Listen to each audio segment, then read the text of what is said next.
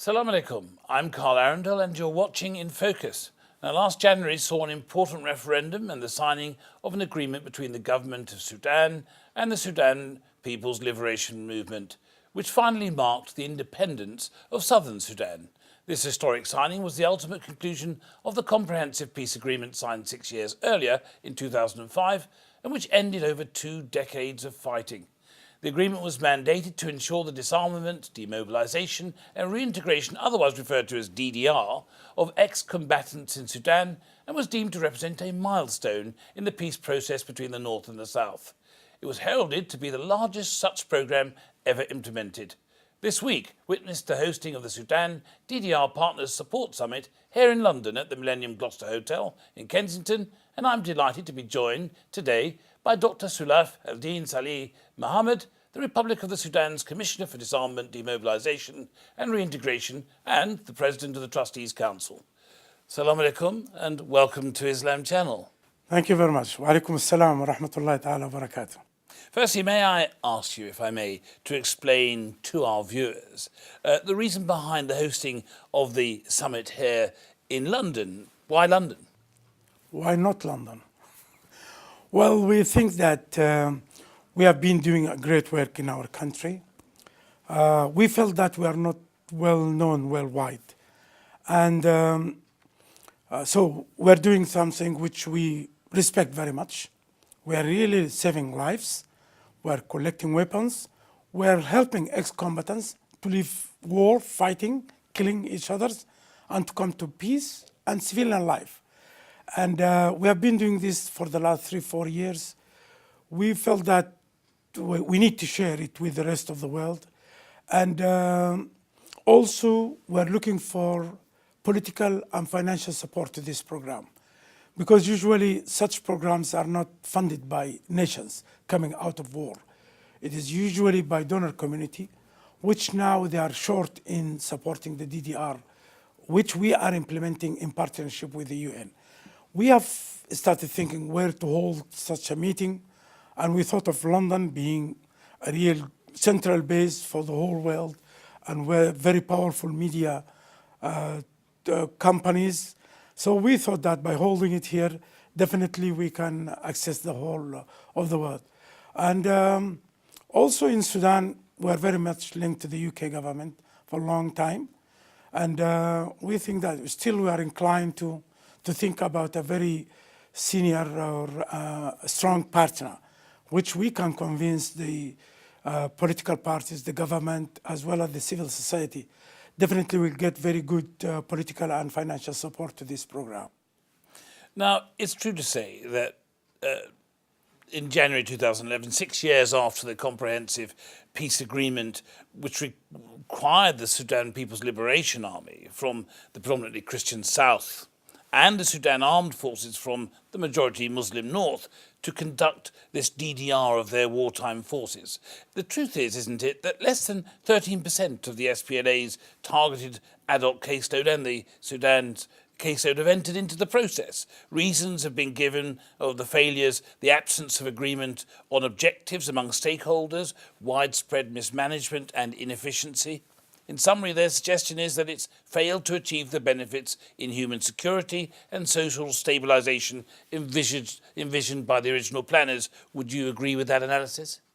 I don't think so. Starting from that, it's not possible really to call the South as Christian and the North as whole Muslim. Sudan is a country where all ethnic groups, all religions live together for a long time. And this was a very, very wrong and naive divide of the country of calling Muslims and Christians as such. And I guess that in the South there are more Muslims than Christians, but this doesn't matter anything. It is a political position. It is a feeling of communities that they have not been treated fairly and they want their own rights. So they voted to separate. And the whole nation accepted their choice, although this is very hard for any nation worldwide. And but up to now, when we separated, on our side, we have reached 35% of the caseload targeted because we are targeting 90,000 ex-combatants, according to CPA. In the south, Republic of South Sudan now, unfortunately, they declined the whole program and they're restarting it again as from January 2013. That is their own choice. But for us, we insisted to continue. We insisted that, to be very much realistic, that we are working against the tide of conflict, because still up to now, SPLM North is still continuing fighting the federal government. And there are some other rebellion movements in Darfur area. So, but we insisted to move forward. And we got a very strong political support from the federal government that we are to continue. And the Minister of Finance in Sudan provided us with the committed amount of money which is supposed to be a collateral to what we get from the international community. So I think we are moving forward.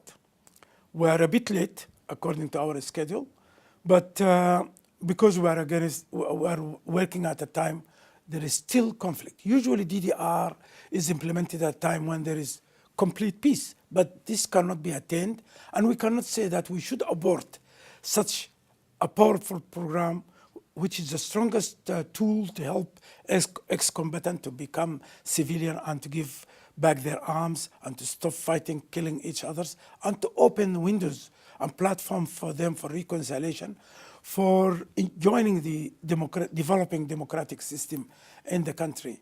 So we are late, but we are moving forward.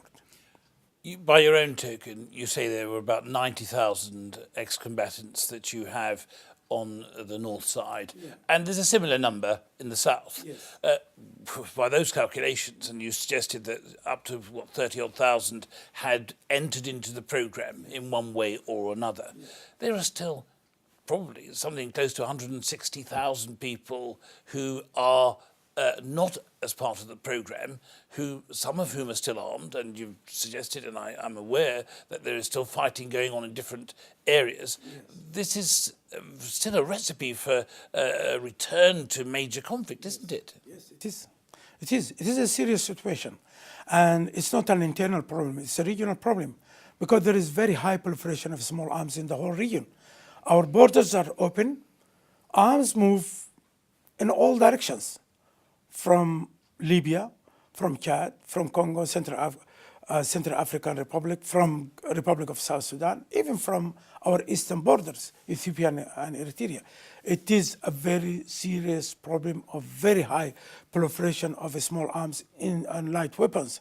And the recent change in Libya, of course, that has even scaled the seriousness of the seriousness of the situation, where even anti-aircraft missiles have been reported being trafficked through the region even on its way to the Middle East and into Egypt and even into parts of Sudan. So it is a very serious situation, and this gives a very strong significance and value to this program. That yes, it's a big program, it's a big challenge, but it has to be supported.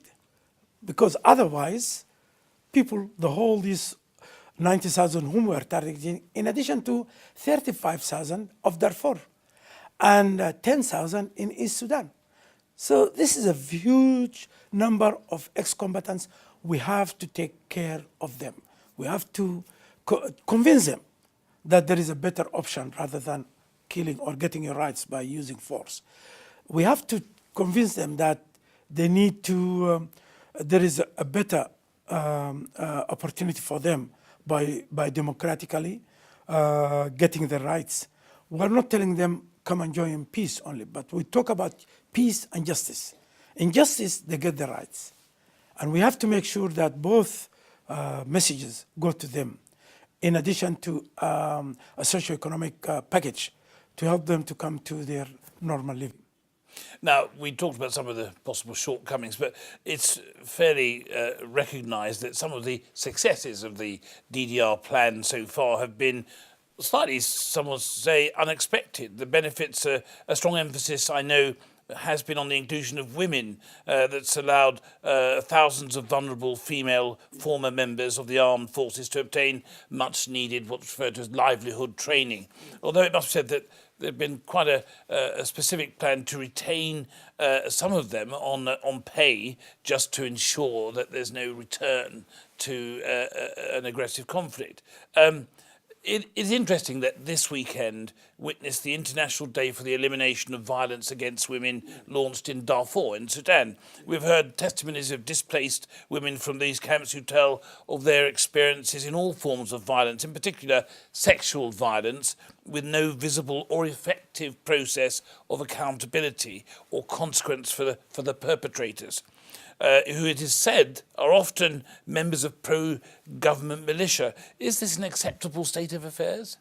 Well, I don't think that this is a real situation. During conflicts, you always find these atrocities and such type of behavior. Any conflict, any war worldwide, even in some countries where there are no wars, these are noted. Battering of children or even violence against women. No part of the world is exempted from that. But I assure you, this is not at all a culture of Sudanese people. It's not known at all that men, abuse women or batter them. This is not part of our culture. But during conflict time, you expect anything to happen. But what I assure you that there are legal systems, very powerful legal systems. There are very special institutions to note all, and the police force have been in Darfur have been trained to note all these cases reported to them. But I should be fair enough and honest enough to say that no one can deny that such atrocities could happen. But it is not, it is a different magnitude that what is played in the media. And whatever minimal it is a shame on our side because we are the ones who are doing this to ourselves, to our communities. So we are very forcibly within our program working to increase the awareness of the people, to remind them about our values as Muslims, our culture as Africans, that we don't do such things and anyone should refrain from practicing such something like that.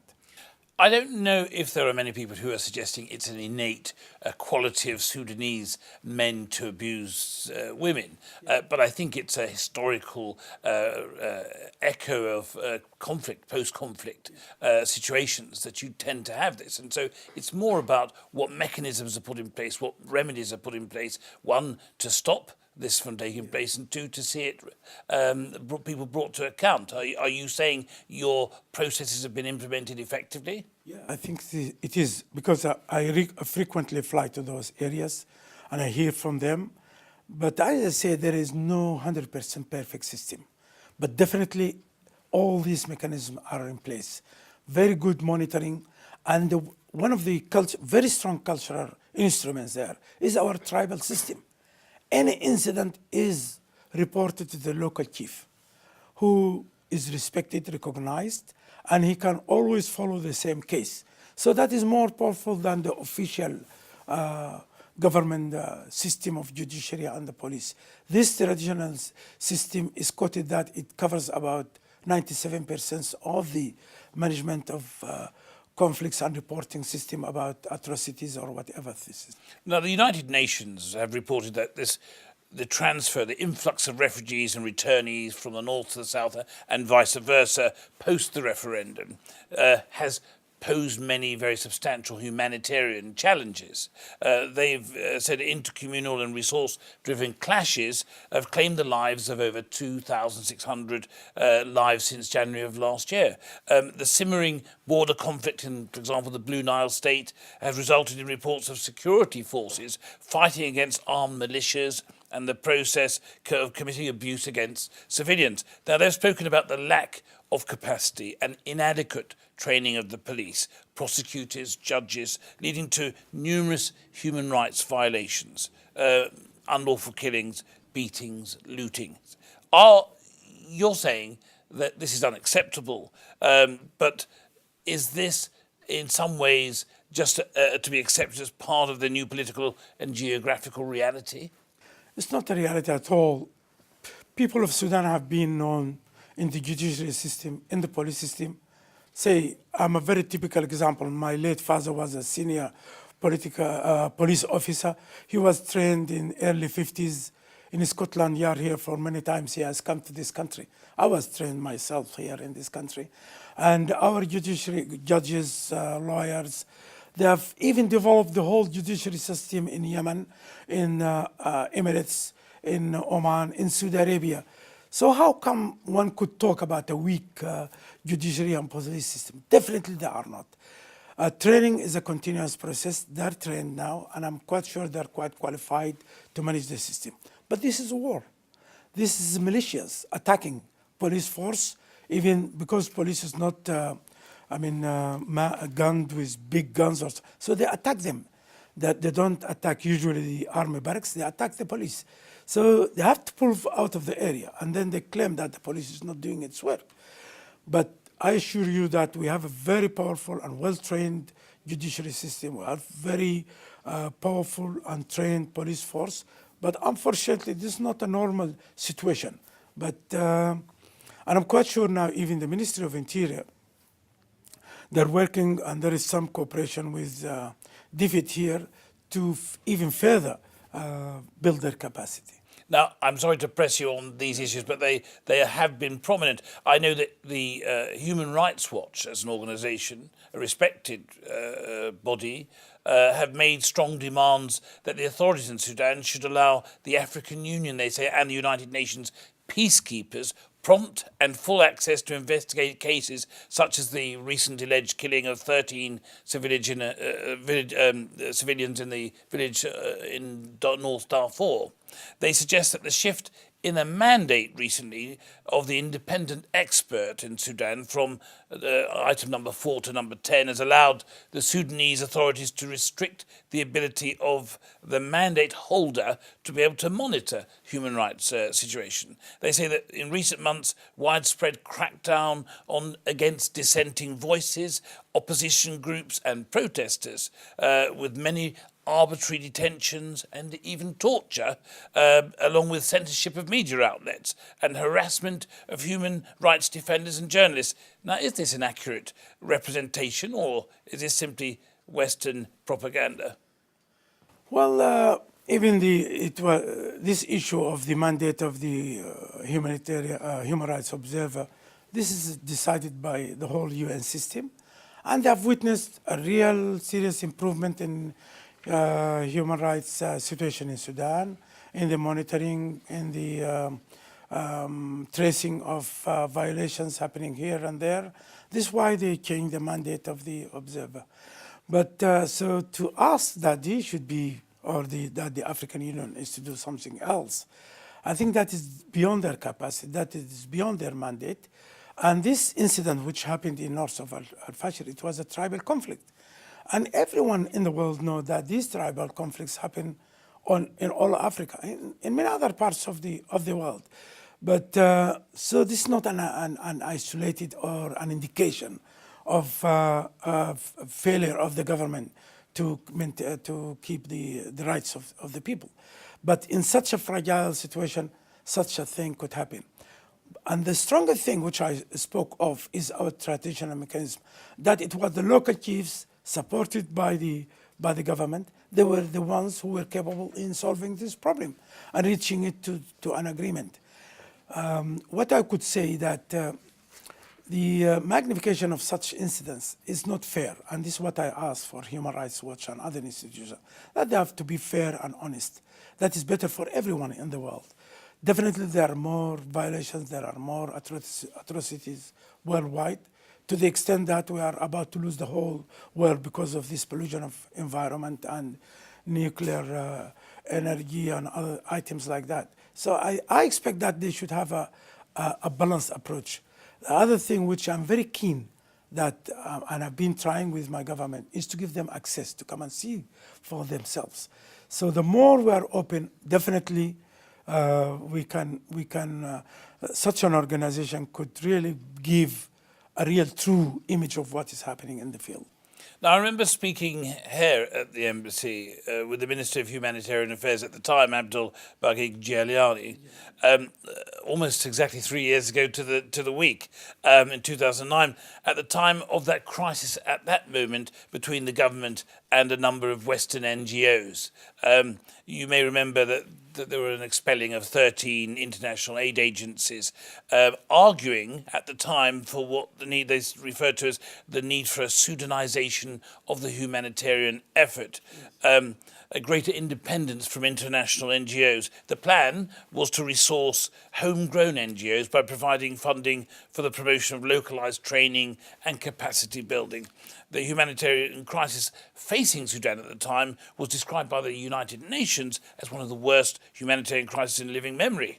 It was suggested that 70% of Darfur's humanitarian assistance, which provided a lifeline to over 1 million people, stopped with those expulsions. Where have we got to with those plans? Is there any effective program now in place? Well, from what I know, because I was a humanitarian aid commissioner for 5.5 years, and now I'm commissioner for DDR. And the humanitarian assistance for Darfur has not stopped with the expansion of these international, so-called international NGOs. We have the Sudanese Red Crescent, which is part of the Federation of the Sudanese Red Crescent, the Red Crescent, Red Cross, and the Federation. So now this is a very strong national and international partnership. They took over and they're doing their work. We're having more than 150 local Darfurian NGOs. Why don't we make use of these groups? Why not? They're more cost effective. They're nearer to the communities. It is part of their culture. You are really empowering the people of Darfur rather than to bring somebody from any part of the world with due respect to their nationalities. But definitely they will cost more. They cannot communicate with the communities. They're not as efficient as we depend on the local. Another example, like for our program, DDR, we're also challenged. Do Sudanese civil society have got a capacity to implement DDR? We said some of them do, others don't. Why don't we build the capacity of our civil national NGOs? So UNDP accepted this approach and we are very appreciative to their position. And now we have 53 national NGOs, Sudanese, implementing DDR. And they have been trained. They have gone into the checking system of the UNDP, whether they're qualified or not, what capacity, management, in finance, in what equipment they have, and they qualified. And now they are the major implementing partners. So this is our message. Why don't you give us an opportunity to help ourselves, to manage our own problems? We can do it better. Now, the international community has been pivotal driving force behind Sudan's peace process and the development of the CPA, and as such has felt a strong commitment to supporting the implementation of DDR program, which is seen as a tangible and critical element that can help bring a sustainable peace to Sudan. It's considered of great political and social importance, not just in Sudan, but across the region. Now, with the value of this support exceeding several $100 million, and I know that the summit has made an appeal for at least $105 million, are you optimistic that given the limited success, or should I say the measured success to date, that you can maintain that support from the international community? And how important is it that you do? I'm very confident that we are going to be able to tell the whole world that we are doing a serious, a transparent exercise and a good program for Sudan, for the region, for the whole world. This is why I'm very optimistic that we are going to get that money. It's not easy. This is why we have held this meeting here in London, because I can see that it is very important to lobby within the European Union as well as in the United Kingdom to convince many groups, parties, civil society, private sector to support this program. And although the many countries in the West, they supported the peace process, but unfortunately now, this is not the case.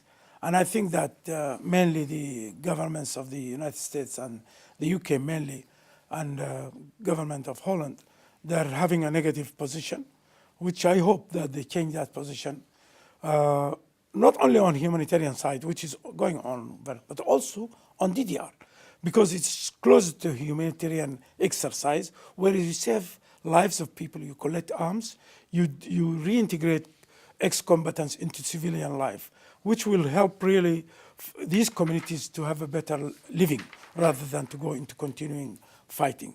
But otherwise, I'm quite sure we're also now targeting some other non-traditional donors from East Europe, from Turkey, including Turkey, Slovakia, and then also China, Middle East, Saudi Arabia, and of course now the Doha process that is mainly led by Qatar. We expect that they are going to support the DDR program in Darfur, as well as now the Kuwaiti government have organized that donor meeting for East Sudan. So they're going to also cover part of the cost for the DDR in the rest of the amount, number of ex-combatants in East Sudan. So with all these effort, political as well as appeal to civil society, to corporate companies, to governments, I think we're going to get that money soon. May I ask just one final question? At the summit, it's here, it's in central London. I couldn't help but notice that there wasn't a senior government figure present. I know it wasn't a formal summit, but I imagine that the current indictment against the president of Sudan, President Bashir, may be causing some difficulties in that engagement process. Is that the case? I don't think that the case, because you have your ambassador in Khartoum, you have DFID, you have the whole, even your companies are of the UK, they are operating in Sudan. So it might be a political position between the two countries, which we hope by coming here, talking to the people, talking to political parties, we ease that situation. We feel that we really need the government and people of the UK. And they have visited us many years back, but now it is a different engagement, and we hope that with this exercise, and I'm going to continue coming regularly. I've lived in this country for 8 years. Even I was supported as a Sudanese refugee by the UK government, so which I'm very thankful. I'll never forget that, and me and my family and my colleagues. But so this is why I'm insisting that I think I can, with this program, I can bridge part of this gap between the two countries. Well, on that positive note, Dr. Sulafedeen Salih Mohamed, Commissioner for the Disarmament, Demobilisation and Reintegration, thank you so much for joining us on Islam Channel. Thank you very much. Thank you very much, brother. Thank you. Shukran.